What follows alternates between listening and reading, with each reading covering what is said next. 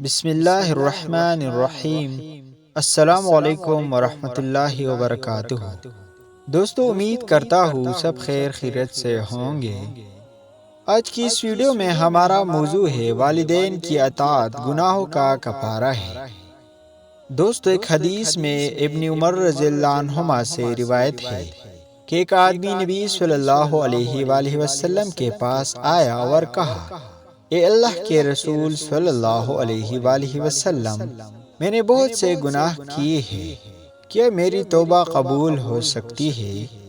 آپ صلی اللہ علیہ وآلہ وسلم نے فرمایا، کیا تیرے والدین ہیں؟ اس نے کہا نہیں۔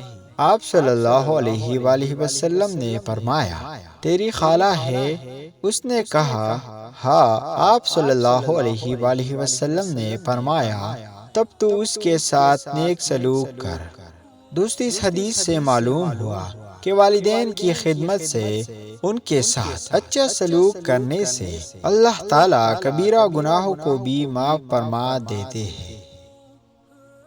دوستو، مزید اسی طرح اسلامی ویڈیوز دیکھنے کے لیے ہمارے channel M Islamic short video کو سبسکرائب کیجیے اور بیل آئیکن کی بٹن کو دبا دیجیے تاکہ ہر ویڈیو کا نوٹیفیکیشن آپ تک پہنچے۔ شکریہ۔